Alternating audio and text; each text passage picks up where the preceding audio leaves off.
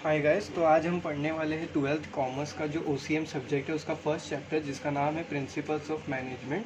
जैसे कि आपने 11th में देखा होगा, जो प्रिंसिपल्स ऑफ मैनेजमेंट होता है वो एक की फैक्टर होता है कोई भी बिजनेस ऑर्गेनाइजेशन के लिए।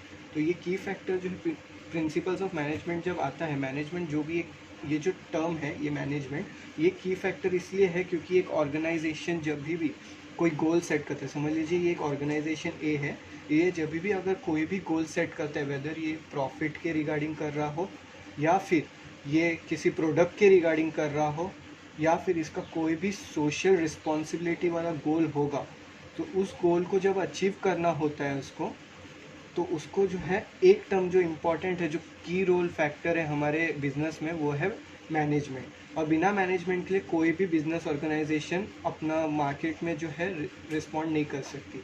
तो उसके बाद जो आपका टॉपिक है फर्स्ट लेसन में, फर्स्ट जो है मीनिंग एंड डेफिनेशन के बाद जो आपको टॉपिक दिया है वो है nature end of principle of management. तो बोर्ड जब एग्जाम्स होंगे आपके, उसमें आपको ये किसी भी वे में पूछ सकते हैं, जैसे कि फीचर्स में पूछेंगे आपको, या डायरेक्ट नेचर में पूछेंगे, या फिर इम्पोर्टेंस भी पूछ सकते हैं आपको इन केस। तो ये तीनों भी क्वेश्चन का जब भी आंसर आता है, इसका मीनिंग आपको लास्ट में सेम ही होगा। और ये आपको जो आज इस टेक्स्ट बुक में दिया है वो है nature of principles of management. Okay, so इसमें जो फर्स्ट पॉइंट दिया गया है वो है यूनिवर्सल एप्लीकेशन। यूनिवर्सल एप्लीकेशन का मतलब होता है कि जो प्रिंसिपल ऑफ मैनेजमेंट है वो एक यूनिवर्सल एप्लीकेशन कॉन्सेप्ट है, यानी कि कोई भी बिजनेस ऑर्गेनाइजेशन, यानी कि कोई भी साइज हो, जैसे कि अगर स्मॉल स्केल ऑर्गेनाइजेशन है या फिर लॉन्ग स्केल ऑर्गेनाइजेशन है या फिर सोशल रिस्पॉन्सिबिलिटी या NGOs जो आप बोलते हैं वो है, कोई भी हो, इनके जो भी बिजनेस ऑर्गेनाइजेशन है उनका साइज़ यहाँ पे मैटर नहीं करता। बट कोई भी ऑर्गेनाइजेशन में यूनिवर्सल एप्लीकेशन है प्रिंसिपल्स ऑफ मैनेजमेंट, यानी कि बिना मैनेजमेंट के कोई भी ऑर्गेनाइजेशन अपना काम नहीं कर सकता। ओके, तो सेकेंड पॉइंट है हमारा जनरल गाइडलाइंस, यानी कि जो भी मैनेजमेंट का कंसेप्ट है वो एक प्रॉपर जो प्रोसीजर्स होता है, जिसको हम कहते हैं प्रोसीजर्स इन द सेंस कि जो भी एक वे होता है, जैसे कि स्टेप्स होता है, उस स्टेप्स को फॉलो करना होता है, तब जाके आप वो मैनेजमेंट को जो है फॉलो कर सकते हैं। तो ये एक जनरल गाइडलाइंस पे वर्क करता है, यानी कि जो भी मैनेजर होगा या जो भी मैनेजमेंट टीम होगी उनको एक प्रॉपर गाइडलाइंस को फॉलो करके अपना जो लास्ट में जो उनका गोल है उसको अचीव करना होता है। ओके, जो थर्ड पॉइंट है वो है principles are formed by practice and experiments. मैं शॉर्ट में लिख देता हूँ, प्रैक्टिस एंड एक्सपेरिमेंट्स।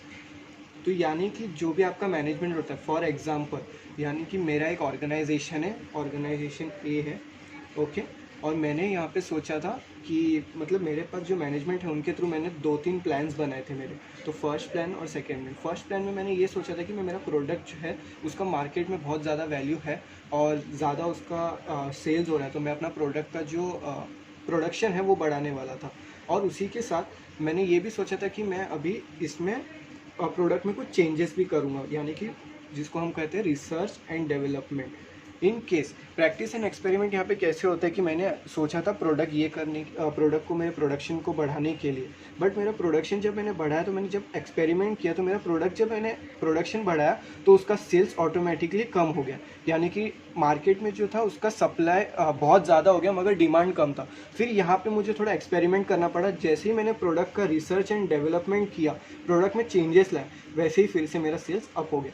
तो इसलिए मैनेजमेंट हमेशा प्रैक्टिस एंड एक्सपेरिमेंट पे डिपेंड किया जाता है। उसके बाद जो हमारा फोर्थ पॉइंट है वो है फ्लेक्सिबिलिटी। फोर्थ पॉइंट है फ्लेक्सिबिलिटी। फ्लेक्सिबिलिटी मतलब कि आपका जो चेंजेस कर सकते, जैसे मैनेजमेंट के जो प्रिंसिपल्स होते हैं उन प्रिंसिपल्स को हम, जो भी मैनेजमेंट फॉलो करती है प्रिंसिपल्स, उसको जो है वो फ्लेक्सिबल होते नेचर में। यानी कि फॉर एग्जांपल मेरा ऑर्गेनाइजेशन ए है, इसमें मैंने सोचा था प्रोडक्ट के रिगार्डिंग जो डिसीजंस लेने हैं, और उसके बाद मैंने एक बैकअप के लिए जब प्रोडक्ट का प्रोडक्शन बढ़ाने के लिए रखा था, तो यहाँ पे मुझे पता चला कि मेरा ये प्रोडक्ट का जब मैं प्रोडक्शन सेल्स अप करूँगा तो ये जो है मुझे वैल्यू कम देगा, यानी कि मेरा जो सेल्स है वो अपने आप ही डाउन हो जाएगा, जिसकी वजह से मुझे अचानक से फ्लेक्सिबली डिसीजन लेना पड़ा कि मेरे जो प्रोडक्ट है उसमें मुझे पहले रिसर्च एंड डेवलपमेंट करना ही होगा, वरना मेरा सेल्स जो है अब नहीं होगा और मेरा सेल्स डाउन होगा तो यानी मुझे ही लॉस होगा। तो इसलिए फ्लेक्सिबिलिटी होता है कि आप जब चेंजेस करते हो आपके प्लान्स और प्रोसीजर्स में, यानी कि वो फ्लेक्सिबल है, यानी कि वो कभी भी आप चेंज कर सकते हो एज पर द सिचुएशन, यानी कि यहाँ पे सिचुएशन पे पूरा डिपेंड करता है। जैसे कि मैंने आपको एक सिनेरियो बताई, एक सिचुएशन था जिसकी वजह से मैंने ये जो एक सिनेरियो बताया, जिसकी वजह से मैंने आपको बताया कि ये सिनेरियो आया, इसकी वजह से मुझे अपने प्रिंसिपल्स के जो मैनेजमेंट के जो प्रिंसिपल्स है वो चेंज करने पड़े, उसका ही मतलब होता है फ्लेक्सिबिलिटी। फिर फिफ्थ पॉइंट है यहाँ पे बिहेवियरल इन नेचर, यानी कि जो मैनेजमेंट होता है वो है कि आप जो एक्टिविटी आप जो करते हो मैनेजमेंट के थ्रू, जो आप अपना गोल अचीव करते हो, तो वो कोई एक पर्सन नहीं कर सकता, उसके लिए ग्रुप ऑफ पीपल चाहिए। Group of people in a sense कोई भी सेक्टर हो, कोई भी ऑर्गेनाइजेशन हो, एक जो सोलो कोई नहीं, एक जो आदमी रहता है वही सिर्फ नहीं कर सकता अपना गोल अचीव, उसके लिए एक ग्रुप चाहिए, एक टीम वर्क चाहिए, एक यूनिटी चाहिए। तो फिर ये जो ग्रुप ऑफ टीम रहते हैं, ये जब एक साथ कोऑर्डिनेट करते हैं, एक साथ कनेक्ट करते हैं, उसके बाद ही आपका जो एक गोल जो है वो अचीव हो सकता है, उसके बिना गोल अचीव नहीं हो पाएगा।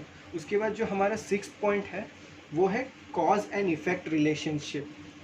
Cause and effect relationship. So ये जो मैनेजमेंट है वो डिसीजंस के ऊपर डिपेंड करता है कि कैसा आप डिसीजंस लेते हो, यानी कि आपने कौन से सिचुएशन में क्या डिसीजन लिया, उसके ऊपर डिपेंड करता है कि वो कैसे होगा। तो अभी मैं बताता हूँ आपको कॉज एंड इफेक्ट रिलेशनशिप्स कैसे आए इसमें।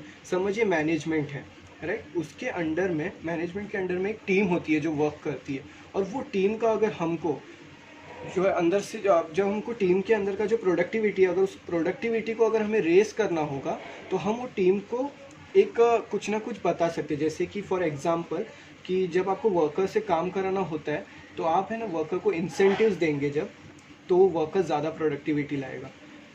वही वे में जब अपने टीम को आप कुछ ज़्यादा एफर्ट्स देंगे जिसकी वजह से उनको प्रॉफिट हो रहा है, तो वो ऑटोमेटिकली आपके जो प्रोडक्शन है उस पर एक हाइक लाएंगे और आपका प्रोडक्टिविटी हमेशा बढ़ा रहेगा उसकी वजह से। तो ये एक इम्पॉर्टेंट है रोल। उसके बाद जो 7th पॉइंट है मैं आपको वो समझा देता हूँ। 7th पॉइंट है all principles are of equal importance. Principles are of equal importance. जो इसका पॉइंट है वही सब क्लियर कर रहा है। जो प्रिंसिपल्स होते हैं, यानी कि मेरा जो मैनेजमेंट है, इनकेस जो मेरा मैनेजमेंट है उसमें 4 प्रिंसिपल्स हैं। फॉर एग्जांपल एज पर मेरे ऑर्गेनाइजेशन के हिसाब से उसमें 4 प्रिंसिपल्स हैं। अब मैं ऐसा नहीं कर सकता कि मेरा जो फर्स्ट प्रिंसिपल है वो किया, सेकंड भी किया, बट थर्ड करने के टाइम पे मेरा कुछ तो इशू हुआ, या मेरे पास जो भी रिसोर्स था वो नहीं था, इससे मैंने थर्ड नहीं किया थर्ड प्रिंसिपल फॉलो नहीं किया, डायरेक्ट 4th पे जंप किया, तो ये नहीं हो सकता, ये एक रॉन्ग वे। तो हमें जब भी अगर आप प्रिंसिपल्स का जो रहता है वो इक्वल इंपॉर्टेंस इसके लिए होता है क्योंकि ये जो फर्स्ट है वो सेकंड पे डिपेंड है, सेकंड जो है वो थर्ड पे डिपेंड है, और थर्ड जो है वो 4th पे डिपेंड है। तो line by line first second third fourth चारों फॉलो करना होता है। अगर आप सब फॉलो करते हैं प्रॉपर वे में, तब आप जाके आपका जो गोल है वो अचीव हो जाएगा। ओके, तो ये फर्स्ट आंसर था। तो गाइज ये था हमारा जो क्वेश्चन है nature of principles of management, उसका आंसर।